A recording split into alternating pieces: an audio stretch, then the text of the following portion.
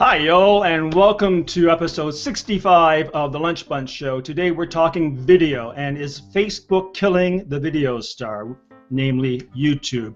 With all this move to autoplay and direct uploads, what kind of dent do you think Facebook is going to make on the online video market? And I'm going to pass that first question off to BL. I happen to think that what Facebook has become is an advertising platform that has some content. I do not believe the numbers that they've put forth about the number of videos that are being watched, because I believe that they're cooking the books and they're counting every time a video plays automatically.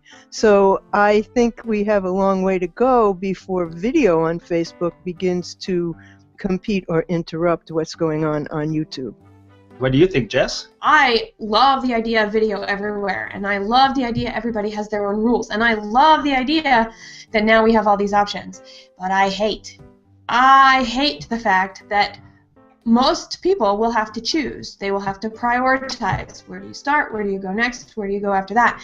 It is just getting so complex that it's out of the hands of the average person to be able to manipulate whatever it is necessary in order to be powerful in the medium. They have to rely on, they have to pay money to get someone, and what I hear you guys say is not only do you have to pay money for a marketer, that marketer is going to spend extra money to give to the platform so that you can reach the final destination, which are the eyes and the ears of the people you want to sell items to. Randy, do you think this is a threat to YouTube at all? I think it could disrupt. If you're talking from a brand standpoint, it goes back to you got to go where your customers are. Okay, if you're not reaching them on a YouTube channel or integrating your YouTube channel over on Facebook in some kind of way, then you need to identify that first.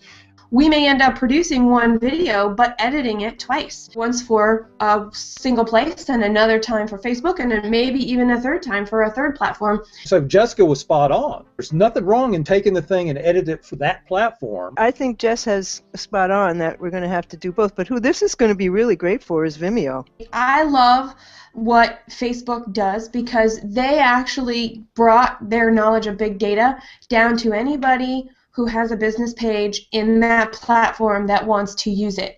I really see Facebook as the new cable TV. And now with the video thing, it's even more so. I want to go to the takeouts, and let's start with Scott. In researching this, happened to run across a phenomena that I wasn't quite familiar with. It's called Facebook freebooting, and there just happened to be an interesting article that Jim Shankle alluded to in a post. You can take someone else's video, upload it to YouTube, and there will be hundreds of thousands, maybe millions of views. There's lots of money made for somebody or other, and then eventually Facebook will take it down, something that he believes that there's going to be a class action suit about one of these days. So, well, Randy.